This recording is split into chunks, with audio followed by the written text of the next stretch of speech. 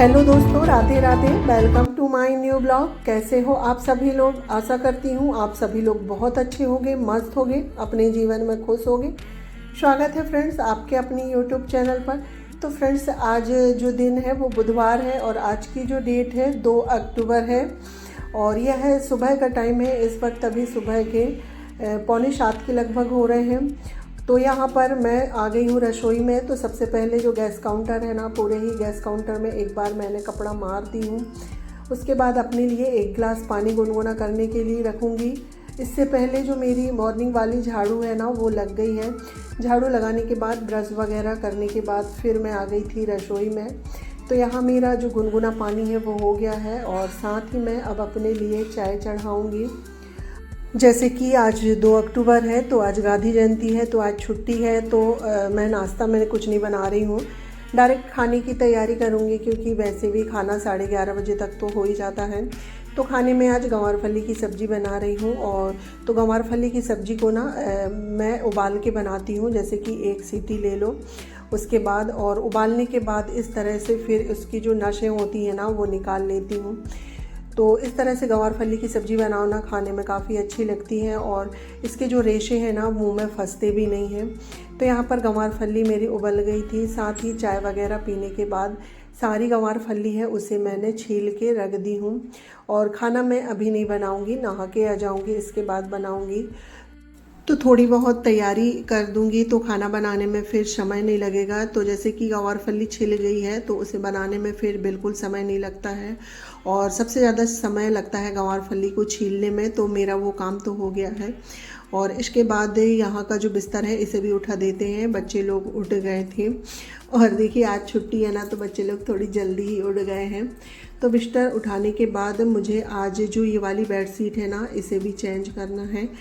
काफ़ी दिन हो गए हैं, ये गंदी हो गई थी। और कल से फिर नवरात्रा भी चालू होने वाली है। तो मेरे तो 9 दिन के व्रत रहते हैं। तो नवरात्रा में मैं ज़्यादा कुछ काम नहीं करती हूँ, जो रेगुलर के काम होते हैं वही करती हूँ। ज़्यादा साफ़ सफाई वाले काम नहीं करती हूँ क्योंकि 9 दिन का व्रत होता है, पूजा पाठ, फिर मंदिर जाना, तो उसमें काफ़ी थकावट हो जाती है। और हमारे रेगुलर के ही काम तो कितने सारे होते हैं। तो आज मैं थोड़ी बहुत जो साफ़ सफाई मुझे करना है वो करूँगी। और वैसे भी दिवाली की सफाई हम नौ दुर्गा में नहीं करते हैं, नवरात्रि के बाद ही करते हैं। सिर्फ मुझे मंदिर की सफाई करना है तो वो मैं देखूंगी। अगर मेरी तबीयत ठीक लगेगी तो मैं आज कर लूँगी, नहीं तो फिर कल ही करूँगी थोड़ा सा समय निकाल के। और पितृपक्ष में भी हमारे यहाँ दिवाली की सफाई नहीं करते हैं। तो दिवाली की जो सफाई होगी मेरी नवरात्रि के बाद ही होगी। और दिवाली की सफाई हमारे यहाँ थोड़ी अलग तरीके से होती है, यानी कि बारीकी से करते हैं बिल्कुल एक एक चीज़। इसलिए मैं अभी नवरात्रि में बिल्कुल भी नहीं छेड़ूंगी क्योंकि व्रत है। तो व्रत में तो ज़्यादातर पूजा पाठ में ही समय निकल जाता है। तो देखिए फ्रेंड्स, बातों ही बातों में जो बेडशीट है मेरी वो चेंज हो गई है। और जो बेडशीट के कपड़े से ना मैंने पलंग झाड़ दी हूँ और खिड़की वगैरह है, तो एक एक कपड़ा सभी जगह मैंने मार दी हूँ। तो सारी डस्टिंग का काम मेरा हो गया है और यहाँ बेडशीट भी सेट हो गई है। और बेडशीट चेंज करने के बाद जो कमरे का लुक है ना बिल्कुल चेंज हो जाता है। तो देखिए काफ़ी सुंदर लगने लगा है। और अभी जो बीच वाला बेटा है जयू, तो वो सो रहा है और चीकू और ओम उड़ गए हैं। तो वो ना सोफ़ा में सो रहा है, तो सोफ़ा वगैरह मैं अभी ठीक नहीं करूँगी। तो यहाँ पर देखिए बेडशीट सेट करने के बाद जो निकली हुई बेडशीट है ना इसे मैं अभी रख देती हूँ। और बेडशीट जब 3-4 एक साथ हो जाती है तभी धुलती हूँ मैं, एक बेडशीट नहीं धुलती हूँ। तो बेडशीट को उठा के रखने के बाद सारे घर की डस्टिंग भी हो गई थी और सारे रूमों में पोछा लग गया है। तो अब मैं सबसे लास्ट में हॉल बचा है, तो हॉल में पोछा लगा लेती हूँ।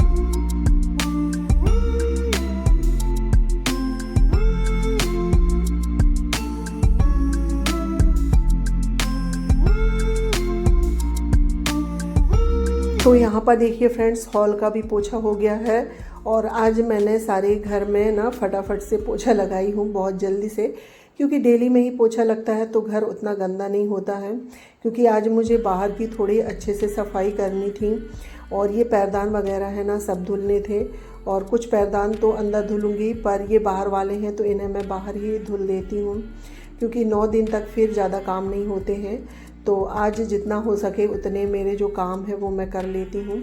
तो यहाँ के जो दोनों पैरदान हैं वो धुल देती हूँ, और इसके बाद फिर जो सामने का ये आंगन है ना, तो इसे भी मैं अच्छे से सर्फ डाल के धुलूँगी, क्योंकि 8-10 दिन से हो गए अच्छे से इस आंगन की सफाई नहीं हुई है, क्योंकि तबीयत ठीक नहीं चल रही थी, तो बस मैं ऐसे ही पोछा लगा देती थी। तो ये ना बहुत ज़्यादा गंदा हो गया है, और जो बास बेसिंग है ना उसके आसपास की टाइल्स वगैरह हैं वो भी काफ़ी गंदी हो गई हैं, काफ़ी दिन से उनकी भी सफाई नहीं हुई है। तो उन्हें भी अच्छे से घिस के धुलूँगी, और आंगन को भी सर्फ डाल के, तो इसमें थोड़ा सा समय लग जाएगा। तो देखिए फ्रेंड्स, पैरदान तो मेरे धुल गए थे। इसके बाद पूरे आंगन में मैं सर्फ फैला दूँगी, और जो ये मेरा पुराना वाला मोप है ना, क्योंकि ये ख़राब हो जाते हैं ना, तो मैं रख लेती हूँ बाहर पोछा लगाने के लिए, और जो नए वाले होते हैं उनसे अंदर में पोछा लगाते हैं। तो इसी मोप से पूरे आंगन में सर्फ डाल के मैं अच्छे से घिस दूँगी, और इसके बाद पूरे ही आंगन में पाइप से पानी चला दूँगी। तो इस तरह से घिस दो ना सर्फ डाल के, तो एकदम से ये चमक जाते हैं और शाइनिंग से आ जाती है। और इसे हफ्ते 15 दिन में इस तरह से मैं धुलती ही रहती हूँ। डेली मैं तो ऐसे ही पोछा मार देती हूँ, पर ये जब बहुत गंदा हो जाता है तो फिर सर्फ डाल के धुल लेती हूँ। तो यहाँ पर देखिए पूरे से पाइप से पानी चला दूँगी, और उसके बाद वाइपर से पानी निकाल देंगे। तो बाहर का सारा काम हो गया था फ्रेंड्स, और जब भी मैं बाहर का काम करती हूँ उसके बाद डायरेक्ट फिर मैं नहाने चली जाती हूँ। तो यहाँ पर नहा के आ गई हूँ। जितने भी पैरदान धुले थे उन्हें मैं फैला देती हूँ, और साथ ही मेरे कपड़े भी धुल गए हैं डेली यूज़ के, क्योंकि 3 बच्चे हैं, और तो घर में डेली यूज़ के कपड़े निकल ही जाते हैं रोज़ में ही। तो रोज़ ही धुल लेती हूँ मैं, दूसरे दिन के लिए नहीं रखती हूँ। अगर एक दिन अगर ना धुलो ना तो दूसरे दिन बहुत सारे कपड़े हो जाते हैं। तो यहाँ पर सारे कपड़े फैला देते हैं। उसके बाद अभी मुझे खाना भी बनाना है, और अभी टाइम ज़्यादा नहीं हुआ है, यानी कि 10 बजे के लगभग हो रहे हैं, शायद 10 भी नहीं बजे हैं।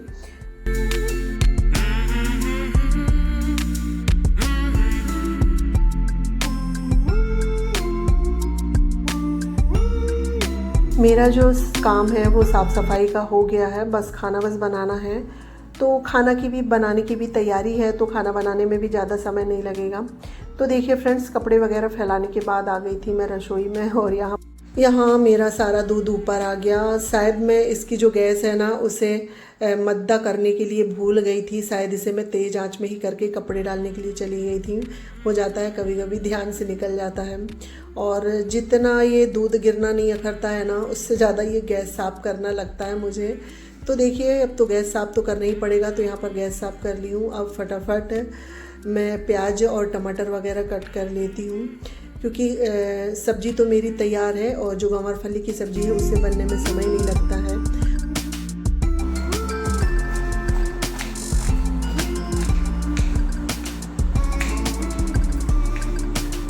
और दाल भी पक गई है, बस एक बार टमाटर प्याज कट हो जाए तो फिर दाल और सब्ज़ी दोनों में मैं एक साथ तड़का लगा दूंगी।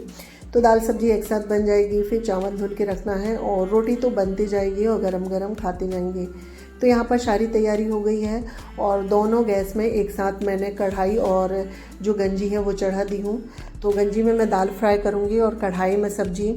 तो सबसे पहले दाल फ्राई कर देते हैं। तो यहाँ पर तेल गरम हो गया है, राई ज़ीरा डाल के, प्याज डाल के, हरी मिर्च डाल देते हैं, और इनका हल्का सा कलर चेंज होगा तो फिर दाल डाल देंगे। और आज दाल मैं टमाटर वाली बना रही हूँ, क्योंकि बच्चों को गंवार फली की सब्ज़ी पसंद नहीं है, तो वो दाल चावल खा लेंगे। और साथ ही उन लोगों के लिए मैं प्याज के पराठे बना दूँगी। और वैसे तो देखिए फ्रेंड्स, दाल में तड़का लग गया है। उसके बाद अब हम सब्ज़ी में लगा देते हैं। तो तेल गरम हो गया था, जीरा डाल के फिर प्याज डाल देंगे, और प्याज का हल्का सा कलर चेंज होगा तो हल्दी डाल के फिर जो हमने टमाटर काट के रखे थे ना वो ऐड करेंगे। इसके बाद इसमें सारे ही ड्राई मसाले डाल देंगे। हल्दी तो मैंने पहले ही डाल दी थी, लाल मिर्च पाउडर, धना पाउडर, गरम मसाला, और स्वाद के अनुसार नमक डाल देंगे, जिससे जो टमाटर है हमारे जल्दी से गल जाएंगे। और टमाटर को हमें अच्छे से भूनना है, क्योंकि गंवार फली जो है वो पकी हुई है, तो टमाटर को हमें अच्छे से भूनना है। तो एक साइड टमाटर भून रहे थे, और यहाँ पर देखिए दाल भी उबल गई है और दाल बनके हो गई है तैयार। तो दाल बन गई थी और यहाँ पर जो टमाटर का जो मसाला है वो भी अच्छे से भुन गया है। तो इसमें हम अब गंवार फली ऐड कर देते हैं और गंवार फली को अच्छे से मसालों के साथ मिक्स करेंगे और इसे हम मीडियम फ्लेम में छोड़ देंगे। गंवार फली की जो सब्ज़ी है वो भुन रही है, जब तक यहाँ पर मैं आटा लगा लेती हूँ। और आज आटा भी थोड़ा सा ही बचा हुआ है, डिब्बा खाली हो गया है।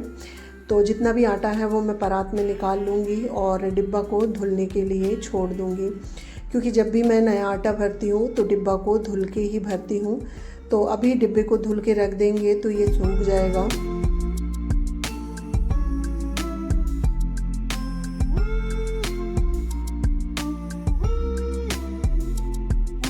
इसके बाद आज शाम तक आटा भी पिस के आ जाएगा तो फिर डिब्बे में भर देंगे।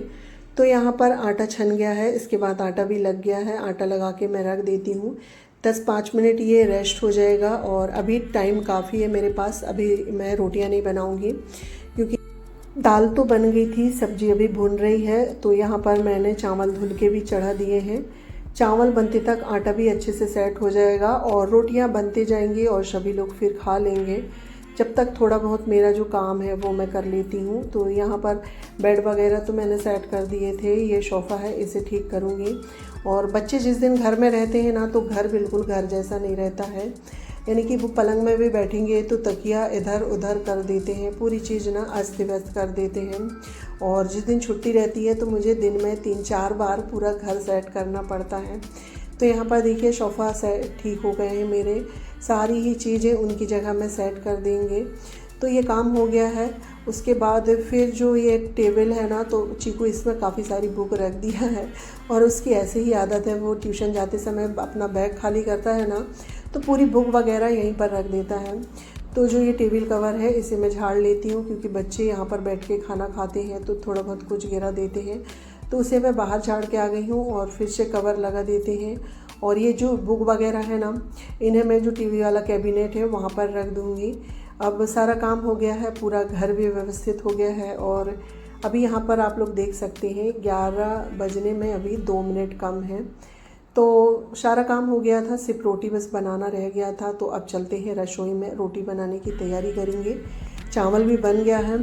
तो आज मैं प्याज के पराठे बना रही हूँ, फिर कल से तो नवदुर्गा स्टार्ट हो जाएगी तो प्याज लहसुन प्याज खाना बंद हो जाएगा। तो आज मैं प्याज के पराठे बना लेती हूँ। तो यहाँ पर प्याज तो मैंने पहले ही कट करके रख ली थी, उसमें हम जो ड्राई मसाले हैं वो डाल देते हैं।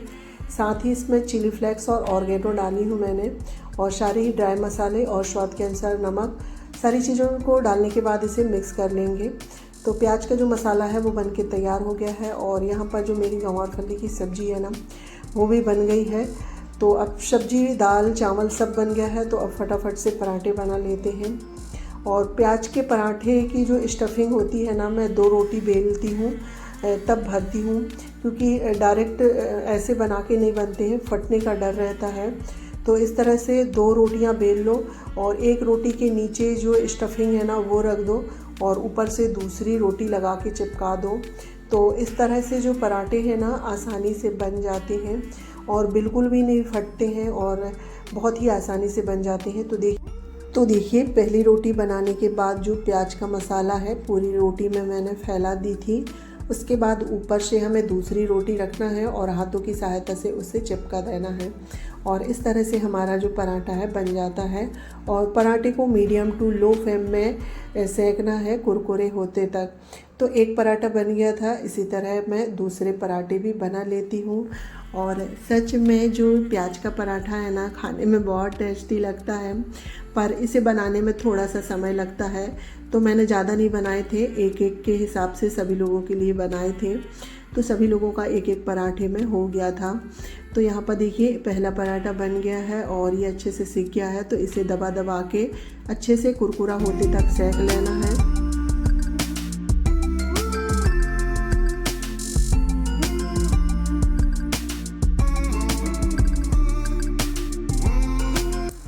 तो यहाँ पर हमारा जो पहला पराठा है वो भी सीख गया था और यहाँ पर देखिए दूसरा पराठा भी सीख गया है। तो इसी तरह से मैं सारे पराठे बना लेती हूँ। तो देखिए फ्रेंड्स सारे पराठे बन गए थे और ये देखिए कितने अच्छे बने हैं पराठे और सच में खाने में भी बहुत टेस्टी बने थे। तो यहाँ पर सभी लोगों का खाना पीना हो गया था, अब बर्तन धुलने की बारी है। तो यहाँ पर जो बचा हुआ खाना है वो मैं खाली कर लेती हूँ। इसके बाद बर्तन धुलूँगी, गैस वगैरह साफ़ करूँगी। तो चलिए फ्रेंड्स, इसी के साथ अपना ब्लॉग भी एंड करती हूँ। आई होप आप लोगों को आज का ब्लॉग पसंद आया होगा तो प्लीज़ लाइक शेयर सब्सक्राइब करिएगा। मेरे चैनल पे पहली बार आए हैं तो प्लीज़ चैनल को सब्सक्राइब करिएगा। मिलती हूँ नेक्स्ट ब्लॉग में, जब तक के लिए bye bye, take care, thanks for watching.